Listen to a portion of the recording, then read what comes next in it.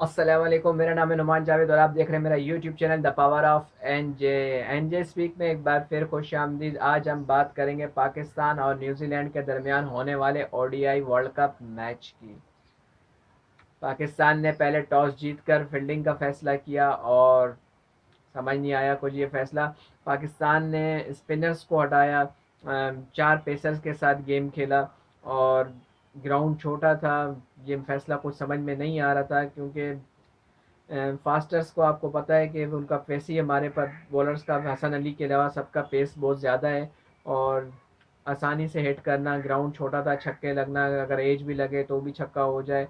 तो ऐसी सूरत में चार पेसर्स को खिलाना, तो सबसे पहले तो मुझे ये फैसला थोड़ा सा सही नहीं लगा। आपको मौका देना चाहिए था किसी एक स्पिनर को, ताकि स्पिन में ये होता है कि थोड़ा बैट्समैन की खुद जान लगती है और उसे खेलना पड़ता है अपने हैंड्स पावर पे। तो पेसर्स को तो टाइमिंग शॉट्स खेल दी जाती हैं। बहरहाल जब आगाज़ हुआ न्यूजीलैंड ने जो धुलाई करी, पहले कॉनवे और रचिन रविंद्रा ने, और उसके बाद फिर कॉनवे की विकेट जल्दी गिर गई, 60-70 रन पे पहली विकेट भी गिरी।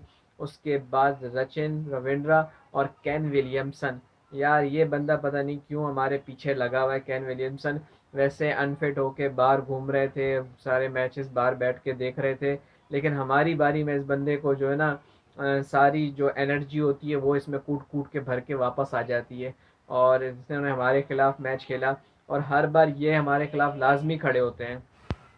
तो कैन विलियमसन की पता नहीं हमसे क्या दुश्मनी है। और उसके अलावा अब ये जो नया बच्चा आया है रचिन रविंद्रा, यार ज़बरदस्त बैटिंग कर रहा है और तीसरी चौथी सेंचुरी आई थिंक इसने बना दी है वर्ल्ड कप में। और ये वार्म अप मैच में भी हमारे खिलाफ खड़ा हो गया था और इस मैच में भी इसने सेंचुरी मारी। बड़ा ज़बरदस्त स्कोर लेके चले कैन विलियमसन और रचिन रविंद्रा ने, बहुत ज़बरदस्त बैटिंग करी। इसने फिर 100 मारे, रचिन रविंद्रा ने 100 प्लस स्कोर किया और कैन विलियमसन का बैड लक हुआ, 95 रन पे वो कैच दे बैठे। और बड़ी ज़बरदस्त दोनों ने इनिंग खेली, बड़ी लंबी पार्टनरशिप बनाई और न्यूजीलैंड को बहुत अच्छी पोजीशन पे तक लेके गए। उसके बाद जो भी आया, मिचेल आए, उन्होंने अच्छा खेला, चापमैन और फिलिप्स ज़बरदस्त इनिंग खेली। और जहां लग रहा था कि टारगेट 400 से ऊपर टप जाएगा, 420-30 का टारगेट हो जाएगा, तो वहां रुक गए, स्कोर थोड़ा कम हुआ। बीच में हमारे बॉलर्स ने कमबैक किया, अच्छे ओवर कराए और उनका स्कोर कुछ रोक दिया। वैसे तो देखा जाए तो 35 रन एक्स्ट्रा भी हम लोगों ने दिए और वो भी अगर हम लोग कम करें तो 370 के करीब न्यूजीलैंड का स्कोर बन जाएगा। बहुत एक्स्ट्रा रन्स दिए हम लोगों ने, तो बॉलिंग में थोड़ा मार खाई हम लोगों ने और उनको रोक नहीं पाए। जो उनको शुरू में रोकना था, विकेट्स लेनी थी, वो विकेट्स नहीं ले पाए जिस मकसद के लिए चार पेसर्स खिलाए थे, कि कोई एक पेसर चल के विकेट्स हासिल कर ले और जल्दी उनको आउट करने की कोशिश की जाए। तो ऐसा हो नहीं सका। शाहीन शाह अफरीदी ने भी बहुत मार खाई, 10 ओवर 90 के आसपास रन दिए। इसी तरह हसन अली ने भी 10 ओवर, उन्होंने भी 80-90 के आसपास रन दिए। हारिस रऊफ ने भी एक विकेट हासिल करी, उन्होंने भी पिटे 80-90 के आसपास। तकरीबन ये तीनों जो मेन बॉलर थे हमारे, जो अब तक चल रहे थे, और उन्होंने बहुत बुरी बॉलिंग करी। बुरी तो नहीं कह सकते क्योंकि ये पिच भी ऐसी थी कि बॉलर्स को कोई हेल्प ही नहीं मिल रही थी। तो इस हवाले से भी मैं बात करना चाहूँगा कि ये बहुत बुरा है और बॉलर्स के साथ बहुत ज़्यादती है, क्योंकि जब भी मैच अब हारेंगे तो न्यूजीलैंड वाले अपने बॉलर्स पे क्लेम करेंगे कि यार हमने तो 400 रन बनाए थे, ये डिफेंड नहीं कर पा रहे थे। और फिर हम लोग भी यही बोलेंगे कि अगर हम लोग हार जाते या हमारे साथ कुछ बुरी हो जाता, तो फिर हम भी यही बोलते कि यार हमारे बॉलर्स ने अच्छी बॉलिंग नहीं करी। तो यार बहुत बुरी पिच बनाई है, ऐसी पिच में बॉलर्स का करियर ख़त्म होने का ख़तरा है। अब इतना बुरा पिटने के बाद और फिर वापस अपने मुल्क जाने के बाद तो क्या उनको दोबारा उस सीरीज़, अगली सीरीज़ में शामिल किया जाएगा? उनको तो बाहर कर दिया जाएगा कि आपने बहुत गंदी बॉलिंग करी है और वहाँ पर पिट के आए हैं आप सब लोग। तो ये बॉलर्स के लिए बहुत ही बुरा वेन्यू है और अपने आप को बचाना बहुत मुश्किल है बॉलर्स के लिए। सारी बैटिंग लाइन पिचेस हैं और माँ सिवाय कोई इकाई चेन्नई वगैरह की जहाँ स्पिनर्स को सपोर्ट है, बाकी तो फास्टर्स को तो कहीं पे भी सपोर्ट नहीं मिल रहा। बहरहाल वापसी आते हैं। मोहम्मद वसीम ने ज़बरदस्त बॉलिंग करी, इस बंदे से मुझे उम्मीद नहीं थी। ये और हारिस रऊफ दोनों सेम है, दोनों पेस मारते हैं और दोनों ही पिटते हैं, लेकिन इस वर्ल्ड कप के टूर्नामेंट में अब तक बड़ी ज़बरदस्त बॉलिंग कर रहे हैं। 3-4 मैचेस खेले हैं और 3-4 मैचेस में 2 या 3 विकेट्स निकाल रहे हैं।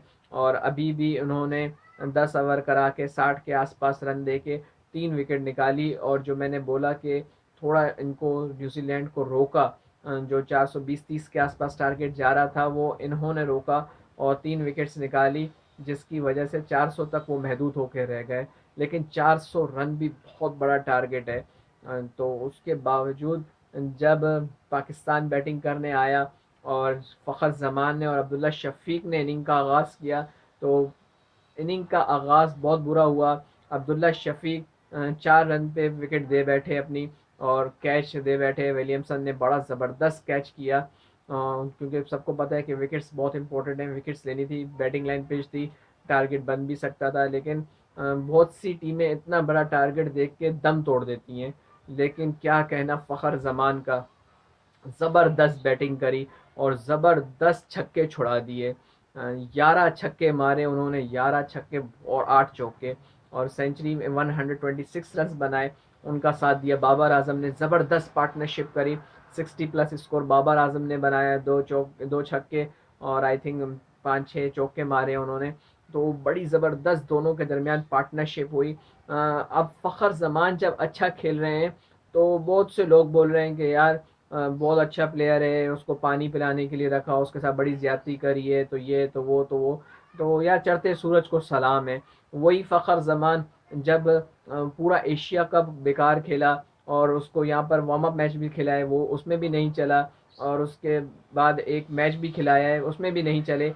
तो तब वही सारे लोग, मुझ समेत, मैं भी अपनी बात करूँगा, मुझ समेत हमने सब ने बोला कि उसको बिठा दिया जाए, क्योंकि उनकी फॉर्म नहीं लग रही थी और उनको बहुत चांस दिया, जो सही बात है। जब आपकी फॉर्म नहीं लग रही है तो किसी और प्लेयर को चांस दिया जाए, उसको बिठाया जाए ताकि वो प्रैक्टिस करे और अपने आप को समझे कि उसमें क्या खामी आ रही है, थोड़ा रेस्ट करे। उसको प्रेशर डाला जा रहा था, वो लगातार फेल पे फेल हुए जा रहे थे, तो उनको रेस्ट की ज़रूरत थी। और अब जब वाकई में वो रेस्ट कर करके वापस आए और उन्होंने जो 2 धुएंधार इनिंग खेली है, एक में 81 रन बनाए, दूसरे में 100 प्लस स्कोर बना दिया, 126, एक में 7 छक्के मारे, एक में 11 छक्के मारे। जो दूसरी टीमों के प्लेयर्स हैं, रोहित शर्मा जिन्होंने 7 मैचेस खेल के 20 छक्के मारे हैं, टॉप पर हैं। और इसी तरह क्विंटन डिकुक ने 18 छक्के मारे हैं, एक और प्लेयर है जो उन्होंने भी 18 छक्के मारे हैं। तो हमारे इस बंदे ने सिर्फ 2 मैचेस जो खेले, जो भी लगातार 2 मैचेस इन्होंने खेले, इसमें ही सिर्फ 18 छक्के मार दिए हैं। तो क्या कहना है इस प्लेयर का यार, इसकी फॉर्म जब होती है तो सबको पता है, और इसी वजह से बाबर आजम ने इनको साथ रखा, कैरी ऑन किया और इनको ज़्यादा से ज़्यादा चांस देते रहे कि इनकी फॉर्म किसी तरीके से लग जाए, क्योंकि सब जानते हैं ये वो प्लेयर है जिसने साउथ अफ्रीका के खिलाफ 193 रन बनाए थे। वो तो क्विंटन डिकुक ने होशियारी करके उनको रन आउट कर दिया था, वरना वो 200 रन दोबारा मार देते। जिम्बाब्वे के खिलाफ भी उन्होंने 200 रन बनाए थे। तो सबको पता था ये वो प्लेयर है, जब चल जाए तो पाकिस्तान को वन साइडेड मैच करके दे देता है और तोहफे में दे देता है कि भाई अब आप जीत हो जाओ, आराम से खेलो। तो इस प्लेयर की तारीफ बनती है। लेकिन ये कहना कि यार आपने ज़्यादती करी है तो ये तो वो गलत है। उस टाइम पे वो फॉर्म में नहीं थे और फॉर्म में चढ़ गए तो अच्छी बात है। बड़ा ज़बरदस्त प्लेयर है और अब इनकी फॉर्म वापस आ गई है। उम्मीद करते हैं कि इंग्लैंड के खिलाफ भी इतना ही अच्छा मैच खेलें। जो हमारी रिक्वायरमेंट्स थी वो पूरी नहीं हो सकी इस मैच में। बारिश हो गई और बारिश की वजह से 25 ओवर का गेम हो सका सिर्फ। पहले 41 ओवर का गेम किया और 342 रन बनाने थे 41 ओवर में, तो वो भी नहीं। फिर उसके बाद दोबारा बारिश हुई और फिर बिल्कुल ही गेम ख़त्म हो गया। पहले 21 ओवर पे गेम रुका था, फिर उसके बाद 5-4 ओवर के लिए मज़ीद आए। तो पहले 10 रन हम लोग आगे थे, फिर डीएलएस मेथड के तहत 25 ओवर में हम लोग उनसे 21 रन आगे थे 25 ओवर में। तो इस वजह से पाकिस्तान को जीत मिल गई। 25 ओवर में पाकिस्तान ने 200 कर लिए थे, और अगर देखा जाए तो 25 ओवर में 200 दोबारा बनते थे। पाकिस्तान बना सकता था, पाकिस्तान के हाथ में 9 विकेट्स थी, तो वो हो सकता था, जीत सकते थे पाकिस्तान अगर पूरा मैच भी होता। तो मेरा कहने का मकसद ये है। तो बहरहाल बड़ी ज़बरदस्त बैटिंग की, बहुत ज़बरदस्त प्लानिंग थी। डगआउट से मैसेज आए कि भाई बारिश का हो सकता है इम्कान, जब एक दफ़ा बारिश हो चुकी है तो अब उनके स्कोर को देखकर चलना है। और ज़बरदस्त जो एच सुधी का जो ओवर था जिसमें 3 छक्के लगाए गए, वही मेन ओवर था और उसी ओवर के से हम लोग आगे हुए हैं। तो क्या कहना, उनमें भी 2 छक्के फ़खर ज़मान के थे और एक आई थिंक एक बाबर आज़म ने मारा था।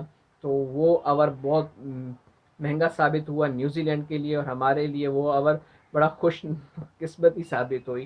तो बहुत ज़बरदस्त बैटिंग करी फ़खर ज़मान की, जितनी तारीफ़ की जाए कम है।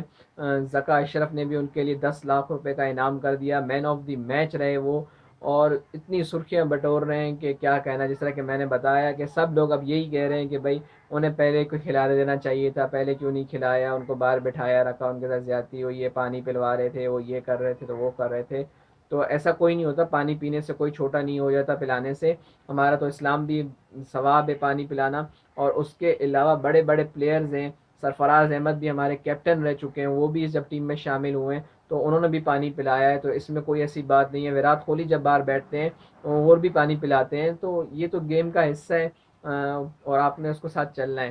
तो बहुत ज़बरदस्त जीत दर्ज कराई। उम्मीद किसी को भी नहीं थी। जब इतना बड़ा टारगेट सबने देखा तो सबने बोला कि पाकिस्तान टीम तो प्रेशर से ही आउट हो जाएगी। तो बहुत ज़बरदस्त जीत हासिल करी और अब तक हम लोग इस वर्ल्ड कप में बने हुए हैं। थोड़ा रन रेट का हमारे साथ मसला हो गया, बारिश हो गई, लेकिन खैर भी 35 ओवर में 400 रन बनाना बहुत मुश्किल था। तो उम्मीद करते हैं श्रीलंका न्यूजीलैंड को या तो हरा दे या हम लोग इंग्लैंड से बहुत अच्छे मार्जिन से जीत जाएं। अब तक तो हम लोग इस सेमीफाइनल की दौड़ में शामिल हैं। तो देखते हैं आगे मज़ीद हमारा नसीब हमारे लिए क्या लिखता है। तो बहुत बहुत मुबारक हो सबको, उनकी बहुत ज़बरदस्त क्रिकेट खेली है। काश पहले खेलते ही क्रिकेट हम लोग, तो हम लोग इस नौबत पे नहीं आते। मज़ीद इन्फॉर्मेशन के लिए मेरे चैनल को लाइक, सब्सक्राइब और शेयर करना मत भूलिएगा। शुक्रिया, थैंक यू, खुदा हाफिज़।